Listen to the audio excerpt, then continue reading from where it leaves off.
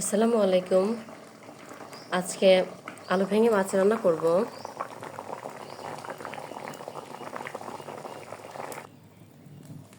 আলুগুলো এখন ছিলে নিব।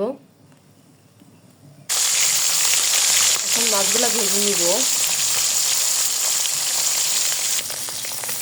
আরও কিছু মাছ ভেজে নিলাম। মাছ ভাজি করা শেষ।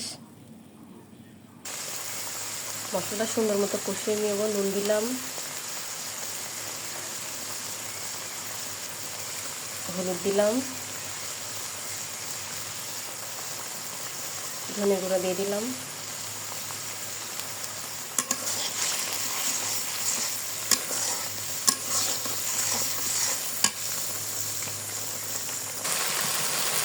এখন মশলাটা সুন্দর মতো কষানো হয়ে গেছে।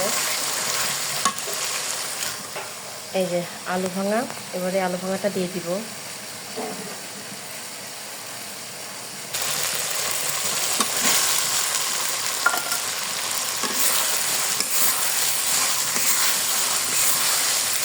সুন্দর করে কষিয়ে নিব আলুর সঙ্গে মশলাটাকে।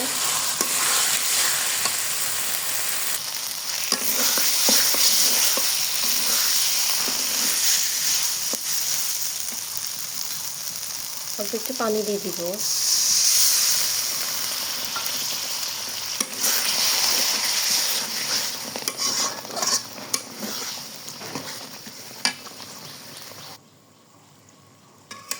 মশলার সাথে আলুটা সুন্দর করে কষিয়ে নিয়ে ঝোলের পানি দিয়ে দিয়েছি।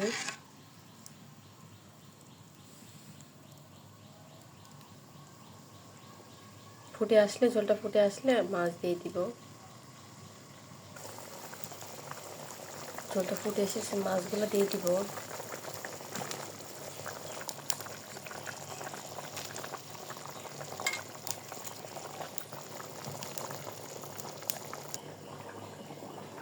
এই বিলাতি ধনেপাতাগুলো আমাদের গাছে হয়, সারা বছরে পাওয়া যায়। এগুলো আমাদের বাসায় থাকে। এগুলো এখন তরকারিতে দিয়ে দিব। ধনেপাতাগুলো দিয়ে দিলাম। এবার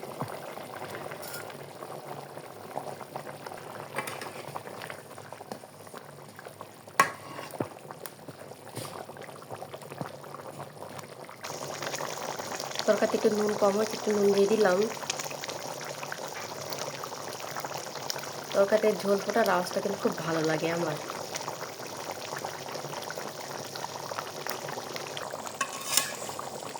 এই তো আলু ভেঙে মাছ দিয়ে রান্না, তরকারি প্রায় আমার শেষের দিকে রান্না। তরকারিটা দেখতে ঠিক কেমন হয়েছে, এখন নামাই দিব।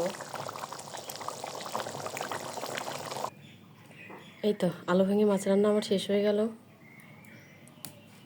এই তরকারিটা অনেক সুস্বাদু লাগে খেতে।